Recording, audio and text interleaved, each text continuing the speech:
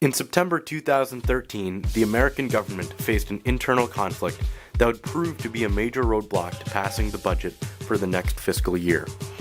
Central to this conflict was the debate over the Affordable Care Act. The Senate Majority Democrats supported this provision, while minority Republicans uniformly disputed it. Pundits expected the debate to push the budget talks to the very edge of the deadline.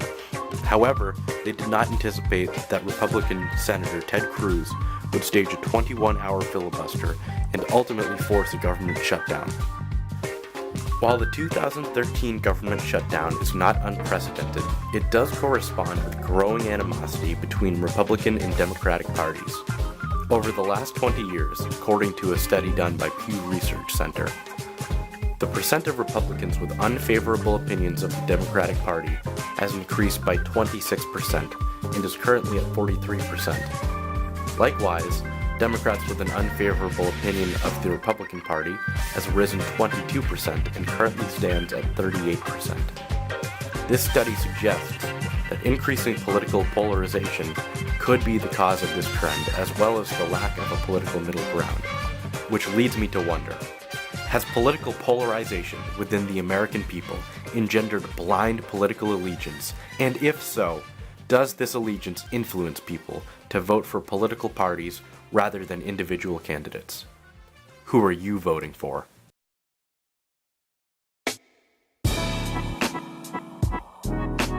So this year will be my first year voting for president, and a lot of people have been telling me that it's been a weird election cycle. And I want to find out why. I think it's important to understand what makes voters do things differently than they typically would. And I want to find out if there are any new trends that are influencing the current election. What has led to success for candidates like Bernie Sanders and Donald Trump this year? I don't think it's actually anything surprising or insurgent about this year. I think it's actually a trend you've been seeing build for a while, with the success of kind of outsider movements like the Tea Party, in response to just a lot of the discontent in terms of how both major parties are handling the recovery and things like that. There's been a lot of demand for voices outside the mainstream political conversation to come in and change things. And I think with both Trump and Sanders, obviously they have policy differences, very strong ones. But I think you are seeing voices on the outside of both kind of the conservative side of things and the liberal side of things standing up and saying, we're not happy with the way things have been run. And I think that's a really justifiable response, and frankly, it's part of what I've found really exciting about this election. Obviously, there are some candidates that I agree with more than others, but the notion that things aren't staying the same, that there's been this building change and we're finally actually seeing it take form in terms of the results we're seeing in elections. And obviously one of the outsider candidates has more or less wrapped up the nomination. The other, it doesn't look like he's going to be winning the Democratic nomination, but I think just the notion that forces can come in and sort of knock parties out of where they're at, that's healthy for American politics. And I think it means that we're realizing things need to change if we want to continue being successful as a country, and that's sort of what I see happening with these candidates, where even if you don't agree with their policies, you have to acknowledge that they mean something new, and that's exciting for me. It's something I've never seen in my lifetime. Something that people have been talking about a lot lately is partisan politics, or the idea of politicians voting and acting in the best interest of one political party. In the case of the US government, that breaks down to Republicans and Democrats. If people are truly voting based on political affiliation, that would be linked to the rise of partisan politics and potentially political polarization amongst a slew of different issues. So what I'm going to do is I'm going to talk to Tim O'Connor again.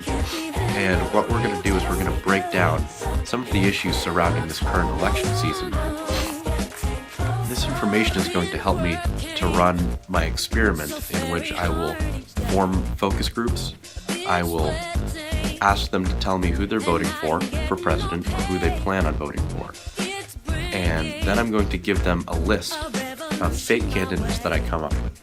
And what I'm going to do is I'm going to supply them with a list of fake quotes from those fake candidates on a few of the main issues that are surrounding this current election.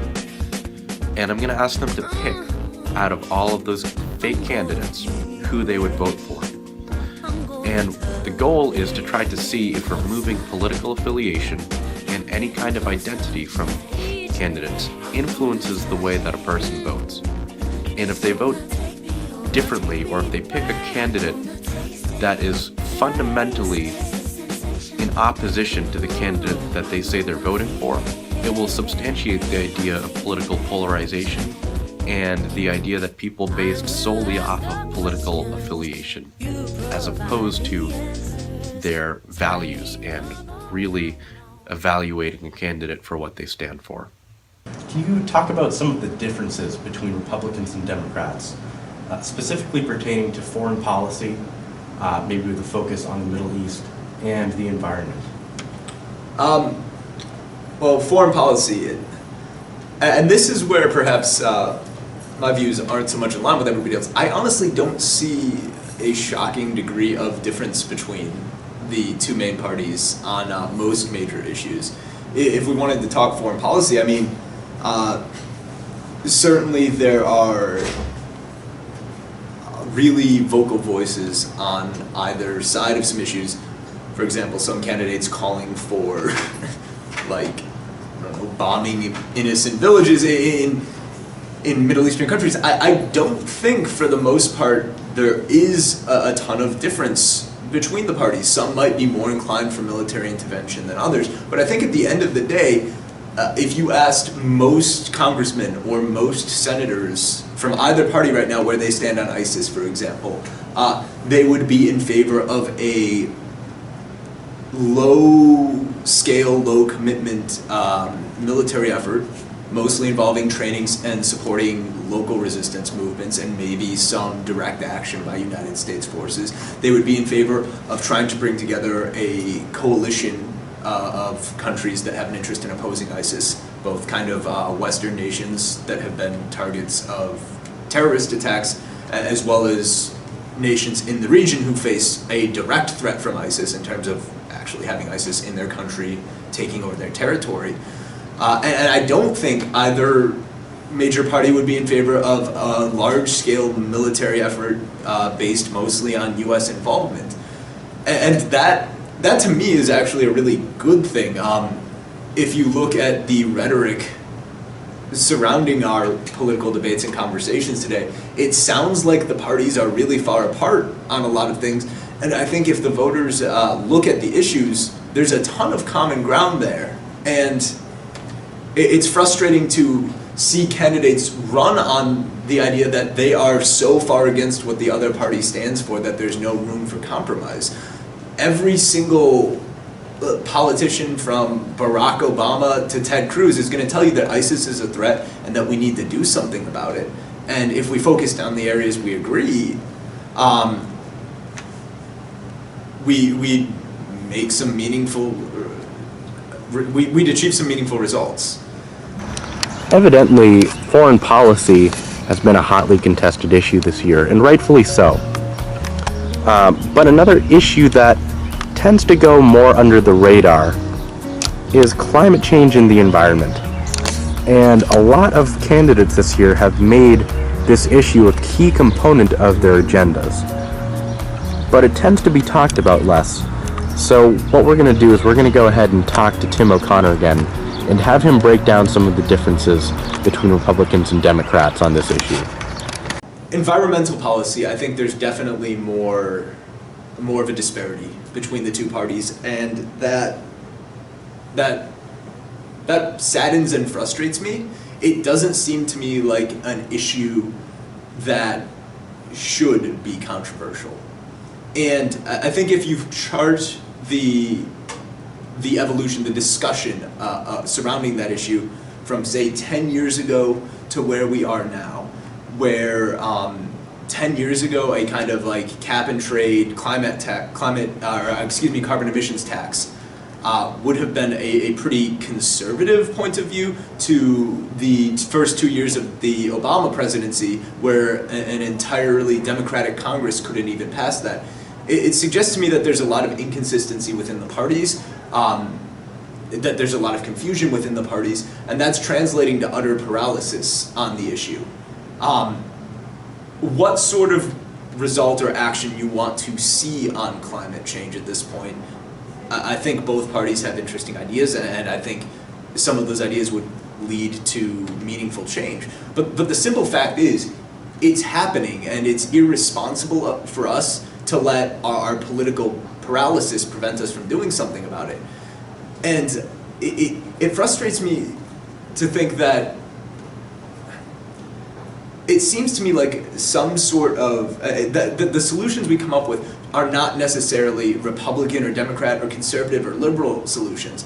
I think the business community, some of the right people, if you look at what Elon Musk is doing with Tesla, he is probably doing more than any individual right now to try and aggressively address the problem of climate change. So the notion that we're, by addressing climate change, we're being anti-business, if you look at how our country's responded to its largest problems in the past, Cold War, security, the space race, the private sector has always played a really, really aggressive and important role in helping our country achieve its goals.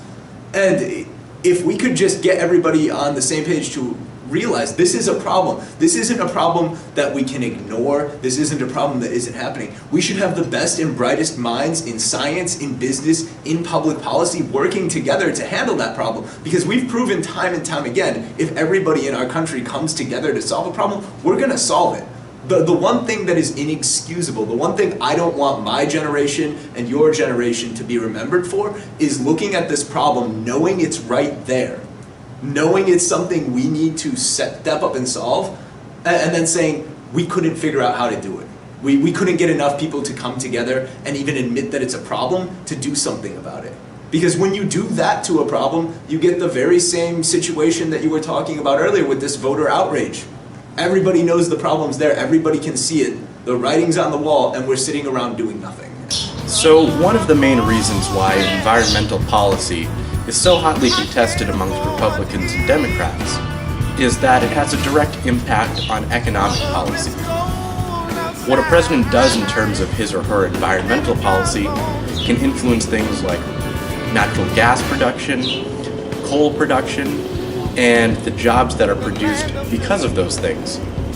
So it's important to evaluate a president's potential economic motivations behind his or her agenda. And Tim O'Connor is going to help us to look at those things. You can demonize your opponent for being anti-environment or anti-business, and you can glorify yourself as that champion of business or of the environment. That paints elections in really simple terms for voters. And a lot of voters in America are low information voters. They hear what the politician says on the radio ad, and that's about all the research they're willing to do. So when we paint things in broad strokes like that, it makes it easier to become elected, but the logical consequence of that is sort of the partisanship and the lack of dialogue that you're seeing today. Because if you're getting elected on the notion that this person is entirely wrong and I'm everything they aren't, you're precluding yourself from being able to sit down and talk to that person and find that common ground that you have. I think both parties are really guilty of it right now, of demonizing the other side for short-term political gains. And to be honest, I don't know what the solution to that is. Because even those outsider candidates we're talking about earlier, I think they're sort of guilty of the same thing. It's strange to think that, for example, if you wanted to look at Bernie Sanders, there's probably a lot of common ground between the Tea Party supporters and Sanders supporters. But it almost feels like at this point acknowledging that on either side would be politically disastrous for whoever did it. Sanders can't admit that a lot of his economic policies would probably be popular with the Tea Party. The Tea Party can't admit that they want somebody like Sanders who's going to really focus on revitalizing, or who wants to try and kind of work on revitalizing the middle class. And I think the reason that breaks down is the word taxes, for example. The policies that the far right and the far left advocate for when it comes to taxation implies no middle ground. And I think things like the no tax pledge, which a lot of conservative politicians signed, to never ever raise taxes, it's just absolutes are the enemy of progress. They're the enemy of political dialogue. So if we pretend that never raising taxes is a viable solution, or if we pretend that raising taxes is going to solve all of the problems, that we're never going to get anything done. But if politicians on the left can sometimes admit that taxation isn't the answer, and politicians on the right can sometimes admit that taxation is necessary to pay for programs that are really popular among Americans and that are absolutely crucial to our country's functioning, I think we'd see a lot of the things that people aren't happy about starting to get resolved. Unfortunately, even this campaign cycle, which I said earlier is exciting, which I think represents something different, we're not seeing that kind of informed dialogue. And I'm not sure how we get back to that when we live in this culture of sound bites and quick, immediate answers. People don't like acknowledging the complexity in these questions. They prefer to think, if I just vote for this one person, all of the problems are going to get solved, rather than thinking critically about, actually, I support that politician, but his one stance on that one issue, I don't like. I actually like his opponent's stance on that. If we were open to that sort of nuance, I think we'd see a lot more compromise. So the results from the experiment are in, and they're very interesting. 65% of the voters in the focus group voted for a fake candidate whose views were largely aligned with those of the real candidate that they had indicated they would support in the election.